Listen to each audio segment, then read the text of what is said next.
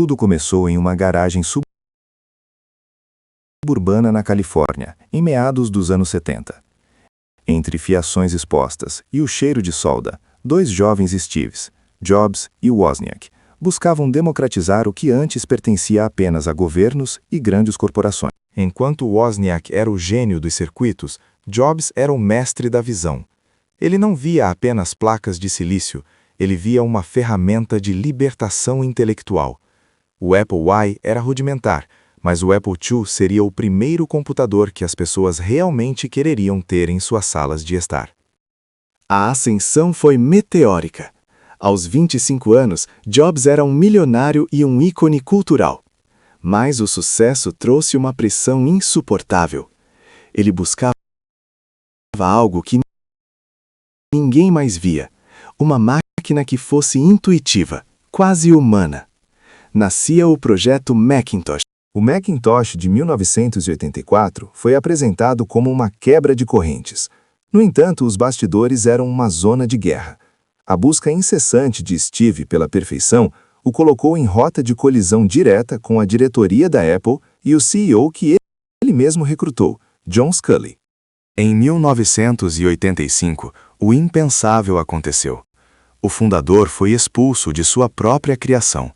Steve Jobs foi humilhado publicamente e viu seu mundo desmoronar. Mas o que parecia ser o fim era, na verdade, o início de seu período mais criativo, o seu exílio no deserto. Longe da Apple, ele fundou a Next, construindo computadores poderosos para a educação. Mas foi em uma pequena empresa de animação gráfica chamada Pixar que ele aprendeu o valor de contar histórias. Steve estava aprendendo que a tecnologia sem alma era apenas metal e plástico. Enquanto isso, a Apple estava morrendo. Sem sua bússola, a empresa perdeu o rumo e estava há meses da falência total. Em um movimento desesperado, a Apple comprou a Next em 1996, trazendo Steve de volta como um consultor. O filho pródigo retornava à casa que construiu. Steve assumiu o controle total e limpou a casa. Ele lançou a campanha Think Different, lembrando ao mundo que aqueles que são loucos o suficiente para achar que podem mudar o mundo são os que de fato o fazem. A Apple não venderia apenas computadores, ela venderia ideais. A parceria com o designer Johnny Ive deu origem ao iMac G3, colorido, translúcido e amigável. Foi um sucesso instantâneo. A Apple estava viva novamente. Mas Steve tinha planos muito maiores do que apenas o desktop. Ele queria dominar o estilo de vida digital. Em 2001, ele colocou 1000 músicas no seu bolso. O iPod e o iTunes transformaram a indústria fonográfica para sempre. Steve provou que podia dominar não apenas a computação, mas o entretenimento. Ele estava agora no topo do mundo, mas o destino reservava um teste cruel. Um diagnóstico de câncer no pâncreas em 2003 mudou sua perspectiva. Ele começou a correr contra o tempo. Cada segundo agora era precioso. Em vez de recuar, ele acelerou. Ele estava prestes a lançar o produto. Janeiro de 2007.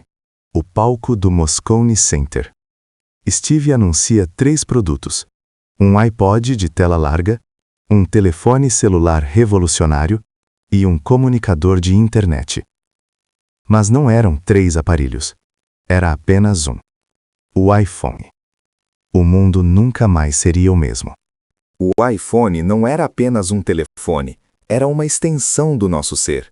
Jobs insistia que a tecnologia deveria ser invisível, que a experiência do usuário era sagrada. Ele transformou a complexidade em simplicidade elegante, algo que todos, de crianças a idosos, poderiam usar. Mesmo com a saúde debilitada, ele continuou a criar.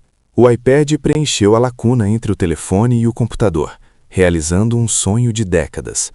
Steve aparecia cada vez mais magro nas apresentações, mas sua paixão e seu intelecto permaneciam inabaláveis.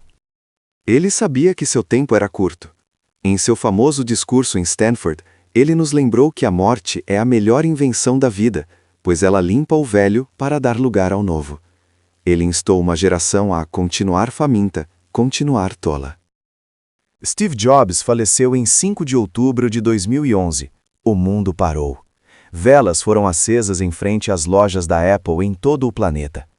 Ele não deixou apenas uma empresa valiosa, ele deixou uma filosofia de vida, a de que o design importa, a qualidade importa e a visão importa. Hoje, o DNA de Steve Jobs está em cada dispositivo que tocamos. Sua exigência por beleza e funcionalidade moldou a estética do século moderno. Ele nos ensinou que a tecnologia, em sua melhor forma, é uma extensão do espírito humano. Ele foi um homem complicado, muitas vezes difícil, mas inegavelmente brilhante. Ele acreditava que as pessoas que mudam o mundo não são necessariamente as mais inteligentes, mas as que têm a coragem de seguir seu coração e intuição. Encerramos esta jornada olhando para o horizonte. A história de Steve Jobs nos desafia a olhar além do que é possível hoje. O que você vai criar? Como você vai deixar sua marca no universo? O futuro ainda está sendo escrito, e ele pertence aos que ousam sonhar.